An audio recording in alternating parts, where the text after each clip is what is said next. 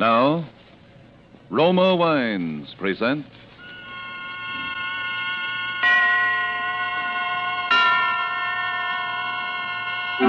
Suspense.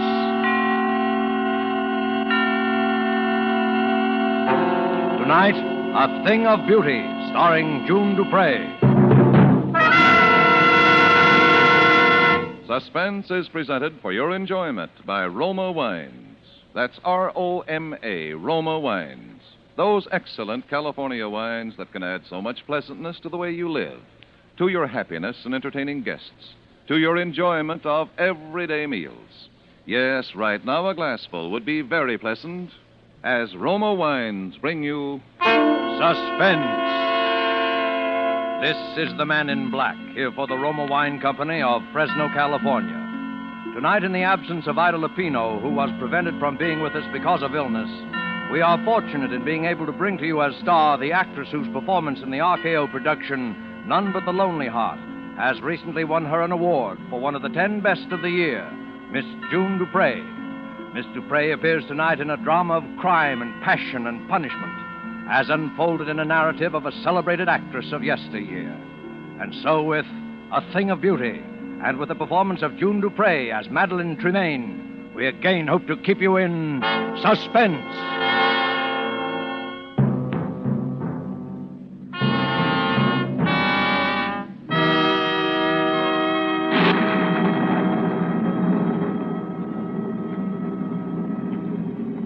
You will give me your arm? Thank you. I think we shall just miss the storm if we hurry. Rather somber place, isn't it? Oh, it gives her seclusion, and that's all she's ever asked for since she came here. That and what little spiritual comfort I've been able to give her. How long ago was that, sir? That she came here, I mean. 9 years ago in March. But it was long before that she left the stage. Oh, she was nearly 10 years in an institution. A mental disorder. Though it's not her mind that was ever sick, unless I'm mistaken. I do say she's a bit on the eccentric side. Oh, I don't believe in gossip. You'll be her spiritual advisor soon enough when I've retired. And I want you to meet her without prejudice. And one day I'll tell you what I know, which is little enough, and what I have reason to believe, which is more. Oh, it seems we'll just about escape a drenching. She lives completely alone? The one servant, that's all. Oh, Father Bentham. Oh, Suzette, this is my new curate, the Reverend Mr. Sedley. We are here to see Miss Tremaine. Well, does she know you are not alone? My good Suzette, I haven't any idea. But you might let us in out of the rain while you so inform her if you will. But if... Very well, come in. If you will wait in the study, I will ask if Mademoiselle is able to see you. What in the world got into the woman? She knows Miss Tremaine's been seeing me every fortnight at the same time for 9 years. There's a picture here. Is it of her? Probably. My word, she was a beauty. Your father could have told you. She was a legend of 2 continents. Must have been a very tragic thing to make a woman like that shut herself away. Is it true, sir, that she sees no one but you? As far as I know, she has never set foot outside this house in all the time she's been here. Nor has she ever had a single visitor beside myself. But why?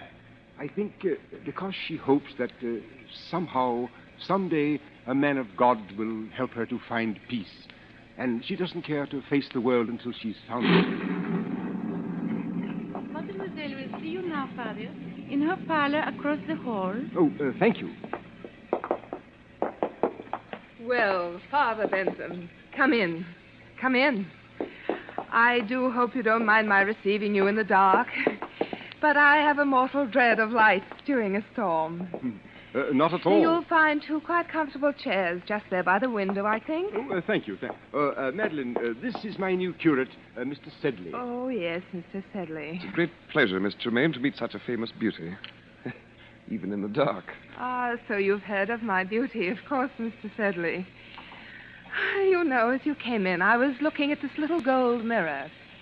Engraved on the back are the words, "A thing of beauty is a joy forever." Ah, Keats. Yes. Oscar gave it to me. He said it was a magic mirror. Was that Oscar Wilde, Miss Tremaine? Yes, dear Oscar. Dear dead days. I suppose you've already heard all the wild tales of my lurid past, Mr. Sedley. Oh, no, Mr. Tremaine, I assure you I don't believe that Father Bentham has ever caught me in a reminiscing mood, have you, Father? But since you will one day be vicar here, Mr. Sedley, perhaps it would be better if you heard the truth from me. Miss Tremaine, don't think I... Oh, the truth is wild enough. It all began, I suppose, when John Gaylord got me my first speaking part. That was, far too long ago to tell.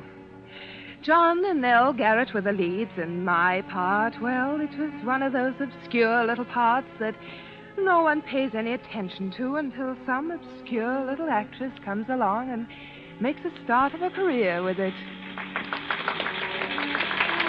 It was then I first experienced what will always be to me in all the range of human feelings, the supreme exaltation when you hear the full, frenzied applause of an audience for you alone.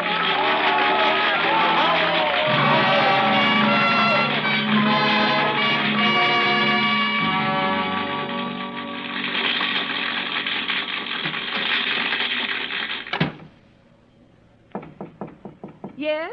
It's me. Oh, come in, John. Madam, you are marvelous. Simply marvelous. Oh, thank you, John. And such a little fool. A fool? I've told you to play the part down, but it's getting worse and worse. Tonight she's absolutely furious. She's going to make trouble for you, Madeline. Oh, trouble? What kind of trouble? You don't know Nellie Garrett. But I know my audience, don't I? Oh, Madeline, you're so young and foolish and so beautiful. Why, thank you, John. So terribly beautiful. Oh, John, now you're leading up to it again, aren't you? Madeline, this play isn't going to last forever. Even you can't keep it alive much longer. Why don't we make plans together now? We could have our own company. As the great John Gaylord and Mrs. Gaylord. Of course not. Why, in a couple of years, you'd be as famous in your own right as Nell Garrett herself. Perhaps I don't want to wait a couple of years. Besides, John, I don't love you. Do you love anyone? No, but when I marry, it will be, an up-and-coming... Some of you must know where she is. You're in for it now, Madeline. So there you are, my fine miss. Go easy, Miss Garrett. She's meant no harm. No harm. She has merely ruined my entire last act curtain for 29 consecutive performances, hoisting her skirts clear above the ankle, ogling the stalls like a music hall Gretchen. Well, it's only because it's that kind of a part. Oh, is it? Well, as long as I play the leads in this company, I will not have my best speech in the whole play utterly ruined by rowdy applause for the gutter antics of a half-baked ingenue. Nell, you're making a fool of yourself. And while we're on the subject, Mr. Gaylord, there are a few points I should like to discuss with you. When you help Miss Tremaine down from the swing in the second act, there is no need for you to keep your arm around her during the entire remainder of the scene. Well, really, Miss Garrett, if you can no longer hold either your audiences or your lovers... Oh, no. Nell. I'll kill you for that, Nell Garrett. If I die for it, I'll kill you.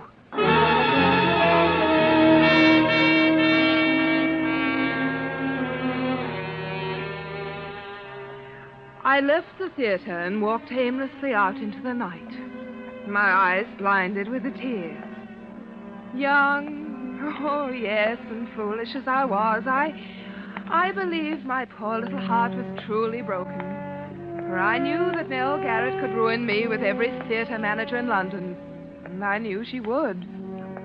How long I wandered through those misty streets, or where, or even what I did, I shall never know. But just as dawn was breaking, I found myself, by some odd twist of fate, passing by the lodgings of John Gaylord. On a sudden impulse, I climbed the steps to his door. Madeline. Hello, John. Did anyone see you? See me? Come in. Where have you been? Just walking. Walking. Oh, good Lord. Alone? Yes. Why? Don't you know? Yes, John, I'm afraid I do. My career... Your career? Oh, my poor child. John, what's the matter? Don't you know that Nell Garrett's been found dead with a knife in her back? Dead? Murdered. John! Police have been looking all over London for you. I've been expecting you here, expecting them here any moment. For me? Of course for you. Me? Madeline, Last night you threatened to kill her in front of a dozen witnesses. Why wouldn't they be looking for you? Oh, no. Madeline, listen to me. Listen to me. Where did you go? What did you do? Didn't anyone see you? Didn't you talk to anyone? No. You've got to tell them something. What can I tell them? Because if you don't, John. they'll hang you, Madeline. Please, Madeline, you've got to think. Try to remember something. I'm so alone. If I only had a friend. You have got a friend, Someone Madeline. I know. who loved me enough to at least say that they were with me. Who is it? Inspector Phillips, Scotland Yard. Madeline, in there, quick. The bedroom. John. Don't worry, I'll tell them something. Hurry. Coming. I'm sorry to rouse you at this early hour, sir. Quite all right. Come in. You are Mr. John Gaylord? Yes? Of the Queen's Players Company, Drury Lane? Yes? Can you tell me, Mr. Gaylord, anything of the whereabouts of Miss Madeline Tremaine? Madeline Tremaine? Yes. Why, Did you call me, darling? Oh, excuse me. Who is this lady, Mr. Gaylord? Well, who are you? I am from the police, madam. Police? There has been a murder. Miss Nell Garrett of the Queen's Company was found stabbed in her home last night. Nell Garrett? Yes. Do you know her? Why, of course. I'm afraid, madam, that I shall have to ask you for your name. I'm Madeline Tremaine. I'm so sorry that you find me somewhat in disarray. Miss Tremaine. I'm afraid that I shall also have to ask you to account for your whereabouts after you left the theater last night. Very well. Mr. Gaylord can account for my whereabouts. Well, Mr. Gaylord? why... You see, Inspector, it's a rather delicate matter, because since I left the theater last night, I have been here. Is that true, Mr. Gaylord? Yes. Oh, I see. Is that satisfactory, Inspector? Well, yes. Well, I don't think I need trouble you any further for the moment. I quite understand your position, Inspector. It's a terrible, Yes. terrible thing. Yes. Well, good day to you. Good day. Madeline. Yes, John? Madeline, you shouldn't have done it. They'll have the scandal all over every newspaper in the city. A scandal is better than a hanging, isn't it? But there must have been some other way. Now they'll tear you to shreds. They wouldn't have you in anything better than a music hall for the rest of your life. John, there won't be any scandal if... If what? John, it wasn't just my tip with Nell Garrett that sent me wandering through the fog last night. I was thinking about something much more serious. What do you mean? I was thinking about what you had said. What I had said. John, perhaps I don't really love you yet, but there's no one else. And you're the kindest, finest man I've ever known. Madeline. And now, perhaps you saved my life. Madeline. I love you more than anything else in the world. But I wouldn't have you marry me for gratitude. I wouldn't marry any man for gratitude. Madeline, if I were to tell you that I wasn't here last night either, that I couldn't explain my whereabouts, Oh, I see. would you still marry me? Yes, John. I will marry you.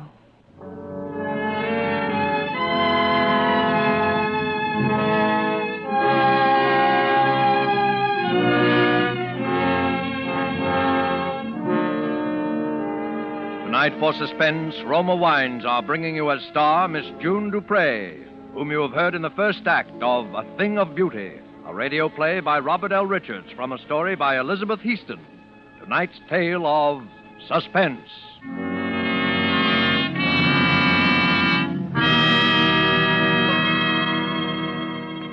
This is Truman Bradley for Roma Wines, and I should like to tell you about a most interesting woman who extracts all the simple pleasure and happiness possible from living.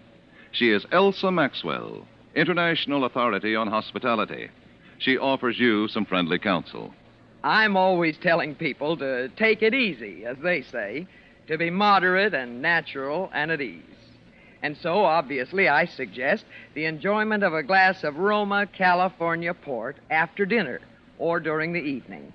It's also very smart to serve when friends drop in, because this is one of the most glorious of all wines, richly fruity in flavor, with wonderful deep red color, utterly delicious.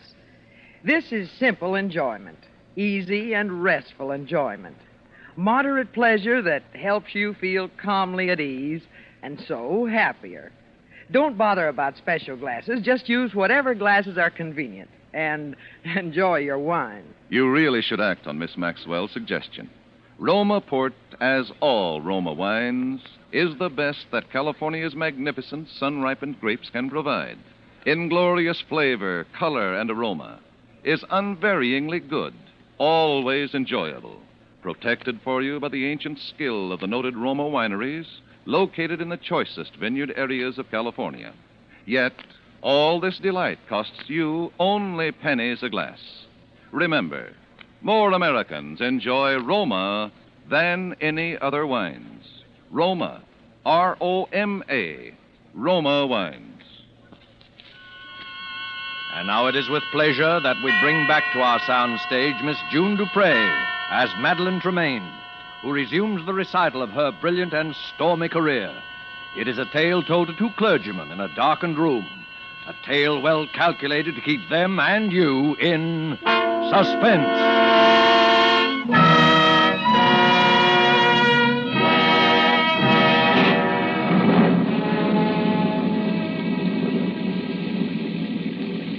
Shall I continue, gentlemen? Oh, yes, please do, Miss Tremaine. It's completely absorbing. Indeed it is. Really? I hope you don't mind the lights turned off. It's the storm. I suppose perhaps I'm a sort of elemental creature, but I always love to sit here and have it dark when it's stormy outside. Not at all. Well, then, our marriage was a very happy one. Perhaps not entirely in the high tradition of grand passion, but a thoroughly comfortable, civilized relationship until something happened which is so often a tragic feature of wedded life between two stage personalities. For the first 2 seasons, John and I always played together.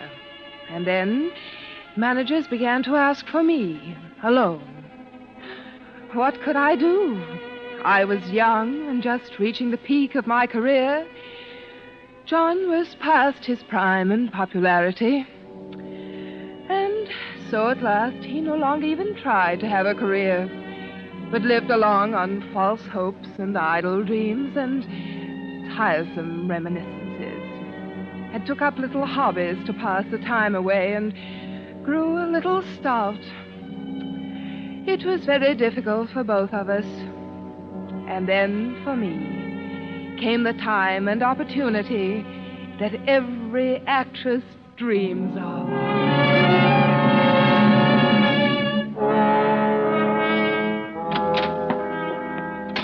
Ah, mademoiselle. Hello, Suzette. I've got the most wonderful news. The most wonderful, wonderful news. That you, Madeline? I'll tell you about it later. Oui, Yes, John. Come in here a moment. I want to show you something. Where are you? In here. At the end. Oh, good heavens. Now what? I thought I'd keep it a secret until I had my first exhibit, but I couldn't wait. I've taken up etching. Etching? Yes. Look, What's that? you. What? It's only the copper plate, of course. You see, the whole principle of etching is... Madeline, look out! Oh, what's the matter? Almost knocked over that vat of nitric acid. One drop of that on your beautiful white skin. It would burn a hole right through you. Well, must you have that sort of thing around? Of course, that's the whole thing. You see, your sketch simply scrapes the wax off the copper plate. Then you drop it in the acid and... Well, that's very interesting. Yes. Well, what happened in town? Anything? Anything. Everything. Got some plans, huh? Anyone ask for me? Oh, yes, everyone asked after you, John. I told them you were well. I mean, I thought there might be a couple of decent plays for a change. I might consider something. John, how are you on Romeo? Romeo? Yes. You see, Maxwell has finally asked me to do a Shakespeare repertory, and high time, by the way. And I'm starting in Romeo and Juliet.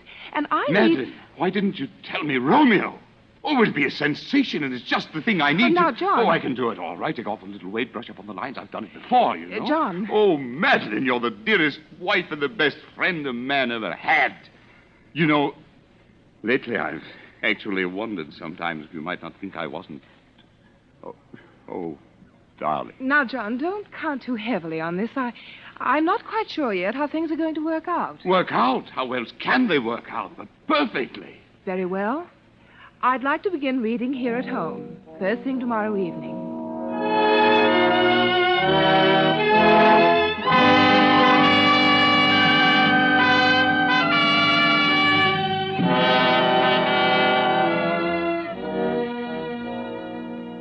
Now, shall we take it again from, yet I should kill thee with much cherishing. Yet I should kill thee with much cherishing. Good night. Good night. Parting is such sweet sorrow that I shall say good night till it be morrow. Sleep dwell upon thine eyes, peace in thy Yes. breast. John, you see, on those last lines, you should already be moving off stage. You don't want to make too much of them. After all, the scene really ends when Juliet leaves the balcony. But you can't just throw them away, Madeline. Those are famous lines. But, John, we mustn't think so much in terms of lines as of performance. Excuse me, mademoiselle. Yes, is that? Mr. Alexander Duncan is here. Oh, yes. Show him in. Yes, mademoiselle. Alec Duncan. What's that young ham coming around for? Well, John, I've been meaning to tell you. Hello, Madeline. Hello, Alec. You know my husband? Why, yes. How do you do, Mr. Tremaine? The name is Gaylord. Oh, yes, of course, Mr. Gaylord. Well, say, aren't I the luckiest fellow in the world? Are you? John. To be playing Romeo opposite Madeline Tremaine? Why, Madeline, when I got your cable, I could hardly believe it. I jumped on the boat without even packing. Is something wrong? John, I've been trying to tell you, but I didn't want to hurt your feelings. Well, if I've interrupted anything... It's all right, Alec. John, please don't make a scene. I had to have someone to rehearse with until Alec got here, and I knew you wouldn't be the slightest help to me if you thought... Oh, John, why must you make an issue of it? Madeline, I've always known you were a thoughtless, selfish woman. But I never would have believed that you could do anything quite so vile. How dare you speak to me that way? You didn't really think that a man with a 40-inch waistline and a double chin could ever play Romeo, did you? Why, you... Oh, I say... Get out of here. Get out of here. Get out! Get out! Get out! I'll get out. You better leave, Alec. Oh, yes. I'll go and apologize. John, I want to talk. Be careful of that acid, Madeline. Acid? Oh. John, I'm terribly sorry for what I said. It was beastly of me. Oh, it's quite all right. Oh, John, I knew you'd see it that way when you came to think. Because, you see, I am going to play Romeo. Oh, John, must we go through it all Madeline, again? I've forgiven. I've forgotten. A lot of things since we've been married. I've put you out in front. I've given you the spotlight and watched your regard for me become somewhat less than that of a servant, if somewhat more than for your dog. John! But this, if only for my self-respect, I will not allow. To dangle before my eyes the thing that I've wanted most in all the world, except your beauty that I gave it up for. The thing I've been wanting so much I didn't dare admit it to myself. And then to have you snatch it away from me. No, Madeline. Waistlines and double chins can be concealed. But a mean spirit, never. This one thing you can do for me, and you will. John, you're being a fool. You see, I've always known that you married me to save your career and to keep my mouth shut. But there's one thing you haven't known. Where I was the night Nell Garrett was murdered. Where were you? I was at Nell Garrett's home. Well, that explains quite a number of things, doesn't it, John? Madeline, where did you get that gun? I always thought that someday I might need one. Madeline? Don't come near me, John. Very well. I warned you. Monsters, you beautiful, terrible monsters. John! No! No!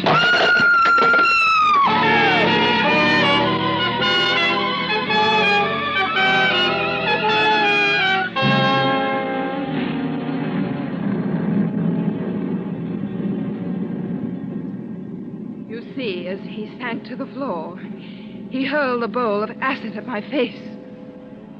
It was a frightful thing. Of course, it was self-defense. I was never even brought to trial. Particularly when I told that it was he who had killed Paul Nell Garrett. But I suffered a complete nervous collapse. And I suppose I've never really recovered. And yet Providence always seems kind enough to leave something to be thankful for, even in the worst of tragedies, because not a single drop of acid ever touched me. I suppose if it had, I should be horribly disfigured to this day. Have I bored you, Mr. Sedley? No. Oh, no, Miss Tremaine. Well, Madeline, the storm is almost over. I think we'd best push on. Must you? Well, but excuse me for just a moment. Of course. My word. A poor woman. Yes. I say, look here. What? This mirror. It's not a mirror at all. It has a picture pasted in it. The photograph that's in the study. Poor Madeline. Father Benson, Mademoiselle would like to speak with you a moment before you go. Oh, very well. I'll only be a moment, Sedley. This way, Father. Thank you. Ah, Father. Well, Madeline? You may turn the lights on, Suzette, as you go. Yes, Mademoiselle. So, that is your young curate, Father Bentham. Yes. Do you like him? Oh, he seems a dear boy. But But what, Madeline? I am afraid I can't see him again. Madeline? Why? Because I don't want to hurt his feelings, and it would not be the same. You have been my only true friend in all these years. And when you are gone, I would rather be alone again than... I'm sorry, sir, but Mrs. Stokes is outside. Her little girl is dying, and when she heard you were here, she... Oh, go away. Madeline. Go away. Both of you. Go away. Go away. Go away. Come, sir. Go away. Good Lord. Poor Madeline. It was too much for her. Yes. Oh, she killed them both, of course, the woman and her husband. I think I always must have known it. All these years, she's lived a lie. Yes, but that's not the lie that's hurt her. It was the acid. Acid? Didn't you see her face, sir? You forget, my boy, that I am blind. She has no face.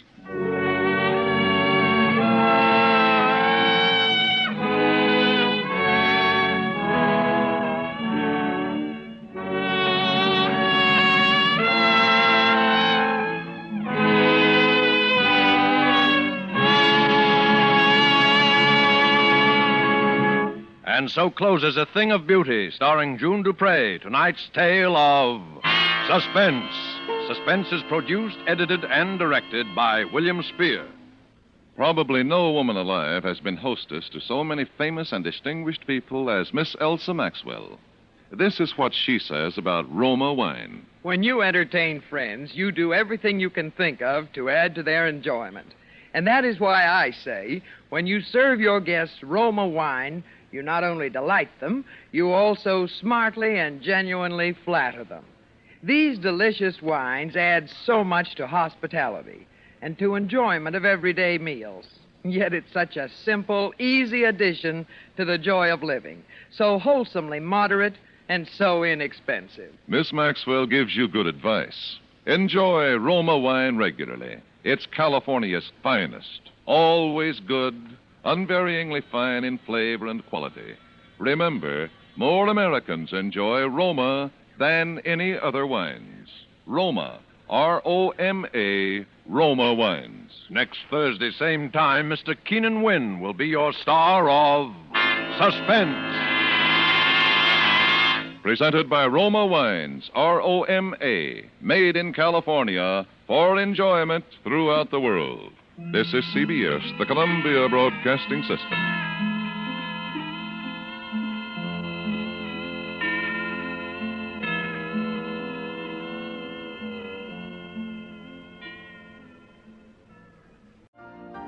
You've been listening to the OTR Gold Network. Find more classic radio at otrgold.com.